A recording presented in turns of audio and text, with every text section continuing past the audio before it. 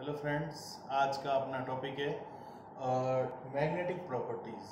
D block की magnetic properties, D block elements की क्या होती है उसके बारे में पढ़ेंगे। सबसे पहले मैग्नेटिक नाम सुनते अपने दिमाग में आता है कि या तो वो अट्रैक्ट कर होगा किसी साइड या क्या होगा, उसको रिपेल करेगा। एक मैग्नेट क्या होता है, मैग्नेट में नॉर्थ और साउथ पोल होते हैं और मैग्नेट आयरन की जो ऑब्जेक्ट्स होते हैं उनको अपनी ओर अट्रैक्ट करता है।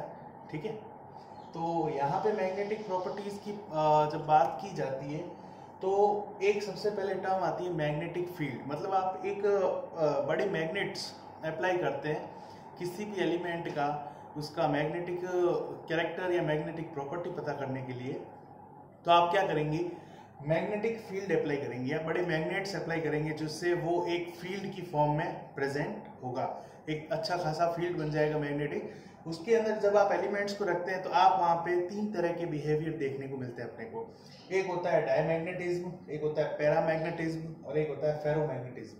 डायमैग्नेटिज्म का मतलब क्या है, डायमैग्नेटिज्म का मतलब होता है कि वो जो आपका कंपाउंड है या आपका जो एलिमेंट है वो क्या करेगा, मैग्नेटिक फील्ड को रिपेल करेगा, मतलब उससे दूर भागेगा।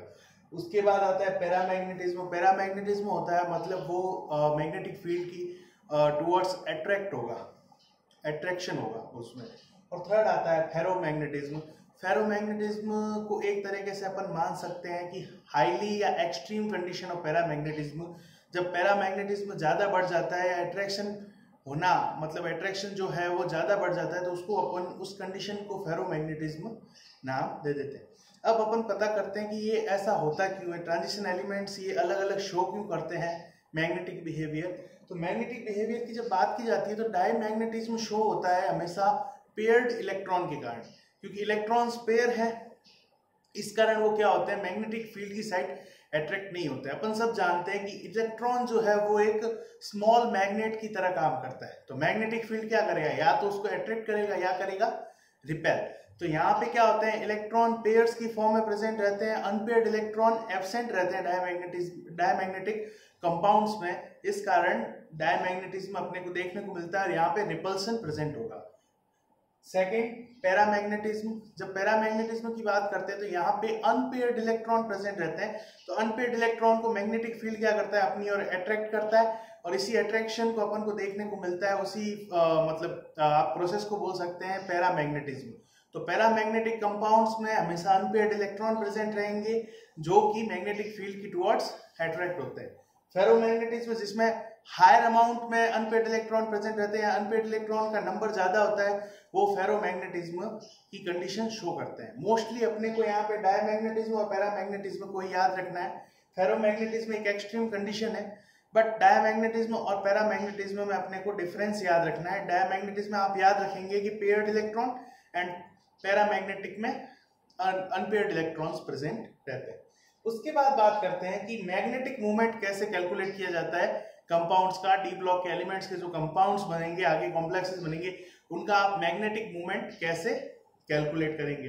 ठीक है, मैग्नेटिक मूवमेंट का मतलब क्या है कि वो कॉम्प्लेक्स क्या अट्रैक्शन फोर्स कितना है या रिपल्सन जो फोर्स आ रहा है वो कितना है। तो मैग्नेटिक मूवमेंट अपन उसके मैग्नेटिक इंटरेक्शन के बेसिस पे काउंट किया जाता है। यहाँ पे अपने को दो चीजें कंसीडर करनी होती है, एक तो होता है स्पिन एंगुलर मोमेंटम और एक होता है ऑर्बिटल एंगुलर मोमेंटम।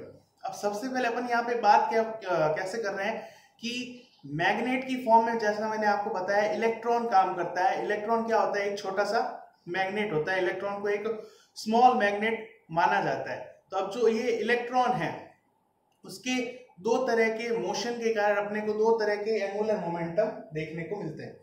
फर्स्ट आता है स्पिन एंगुलर मोमेंटम। इलेक्ट्रॉन अपनी ही जगह पे घूमता है, या इलेक्ट्रॉन का रोटेशन जो होता है अपनी ही जगह पे होता है, उसमें उससे जो मिलेगा वो अपने को मिलेगा स्पिन एंगुलर मोमेंटम। मतलब अपनी ही जगह पे रोटेट होना, लाइक अपने जैसे अर्थ है, अर्थ अपनी जगह पे घूमती है तो वो होता है स्पिन एंगुलर मोमेंटम।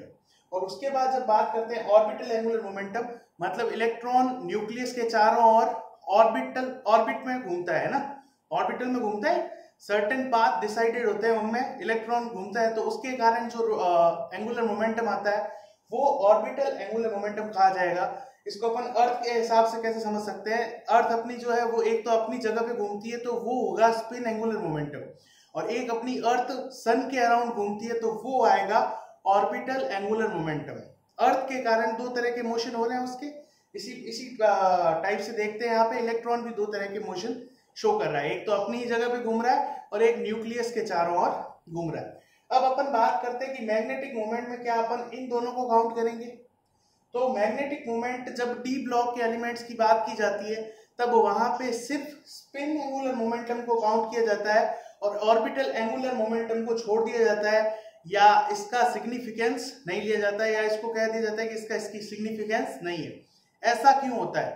तो ऐसा इसलिए होता है कि ऑर्बिटल एंगुलर मोमेंटम जब बात की जाती है डी ब्लॉक के कॉम्प्लेक्सेस में तो वहां पे ऑर्बिटल एंगुलर मोमेंटम क्वेंच हो जाता है, और ये इसी कारण, इस क्वेंचिंग के कारण क्या होता है कि इसकी बहुत ही कम वैल्यू होती है और इसको काउंट नहीं किया जाता।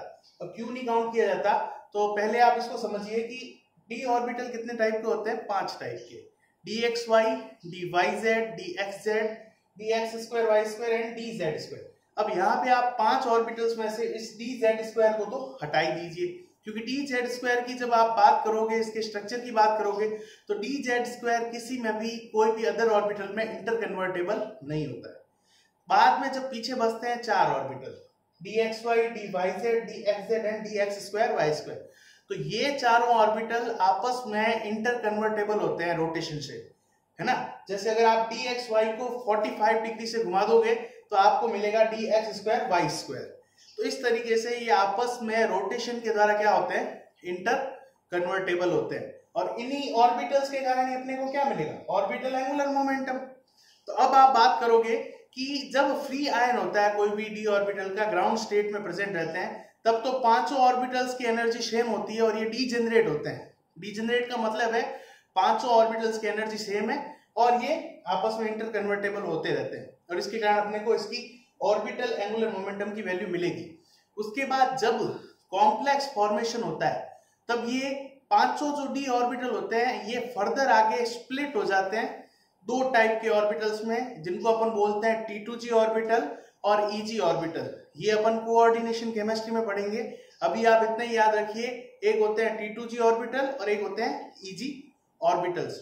तो इन ऑर्बिटल्स में क्या होता है कि आपस में गैप आ जाता है और इनका जो ये इंटर कन्वर्जन है वो आगे नहीं हो पाता है, और इसी कारण ऑर्बिटल एंगुलर मोमेंटम में अपने को क्या मिलता है? क्वेंचिंग। क्वेंचिंग का मतलब है कमी मिलती है। तो इस कारण ऑर्बिटल एंगुलर मोमेंटम का सिग्निफिकेंस हटा दिया जाता है, और मैग्नेटिक मोमेंट की जिस टाइम कैलकुलेशन की जाती है डी ब्लॉक के लिए, उस time only spin angular momentum को काउंट किया जाता है, और स्पिन एंगुलर मोमेंटम के अकॉर्डिंग ये फॉर्मूला होता है mu is equal to √n कोष्टक n+2।